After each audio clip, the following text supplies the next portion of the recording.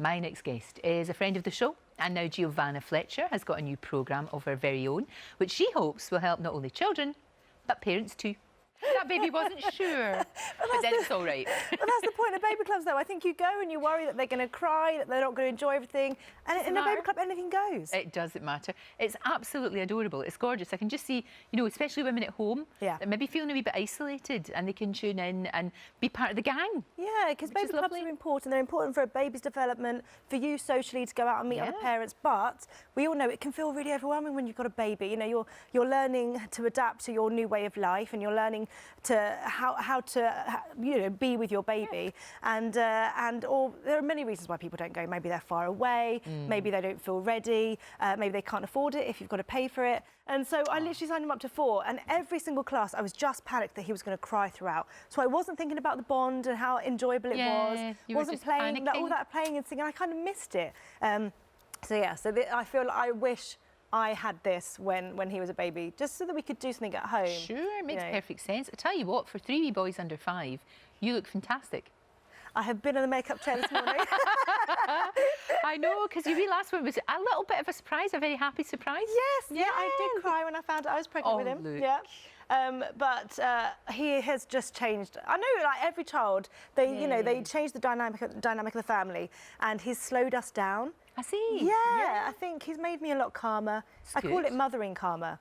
Right. Like, so, you know, I think me and Tom, we work from home a lot. So we work in the day, and then when they go to bed, we work again. So at night times, I think I had been feeling quite frustrated. You know, you've got to go to bed, I've got to go do some work.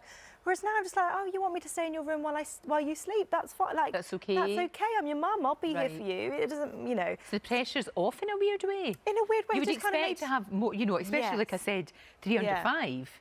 But they all are so good together. Are they? Do they all get on really well? Yeah, I mean, I am a referee, you know, 50% of the time, but the other 50, it's amazing. Oh, that is so beautiful. That was the first time he sat at the table with us. It was so cute. Just me and Tom sat across the table, and we're like, wow, look, we made you.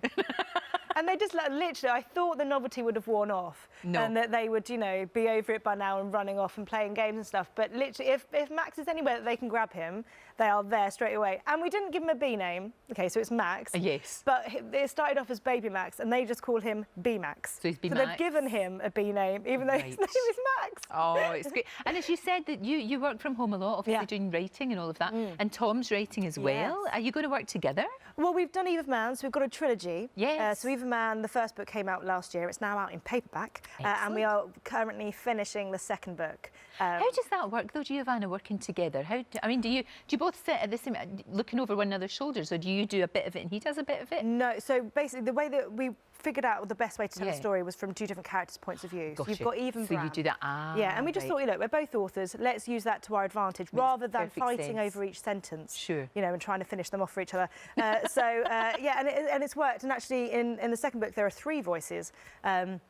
Both just us, though. Yeah, it's been great kind of expanding that world and seeing. We just came up with a great idea. And it's a fantastic idea. Yeah, we just couldn't decide which one of us should write it, so we thought, well, let's write it together. It makes perfect sense. The thing is, in your house, it's 50-50. It's not just 50-50 when you're writing the book. Yes. When you're looking after the kids as well. I mean, he does more than his fair share, and so he should. Yeah, I have a slight thing of this, you know, hands-on dad, or people asking, oh, what's Tom like as a dad? Because you wouldn't ask him how I was, what I'm like as a mum. It's just not a question that's asked. Exactly. Exactly. Yeah, and I think women now, you know, we're working as well.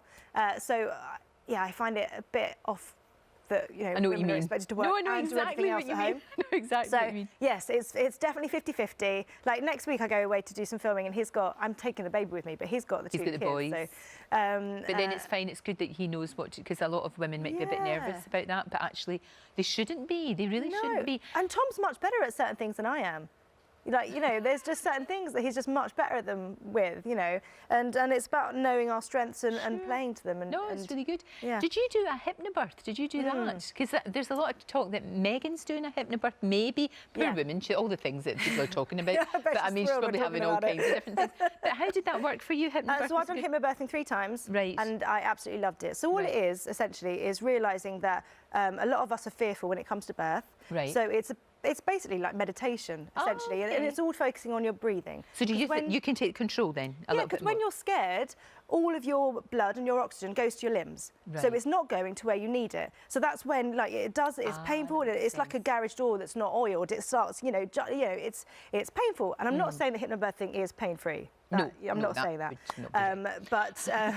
But it certainly put me in a space where I was controlled. I felt like I knew what was going on in my body, and if I didn't, I was calm enough to kind of let my body do what it needed to do. That makes sense. Yeah, and I absolutely, after having buzz the first time round, I was like, that was the most amazing thing I've ever done. And it's breathing. And so if Megan decides to do it, you think it's a good thing? Yeah, why not? Sometimes, it doesn't work out and people end up with emergency C-section, but hopefully hypnobirthing will help her keep nice and calm. Excellent. Baby Club we can see 10:30 weekdays? It's 10:20 and 2. It's on twice a day on CBeebies. So if you miss it or you want to catch up with it. Yeah, exactly. Fine. Or if you enjoyed it so much, you can watch it again. Giovanna, it's so lovely to see you. It really is. Don't make it so long the next time. No, I promise. Great to see you, my love. Thank you very much indeed.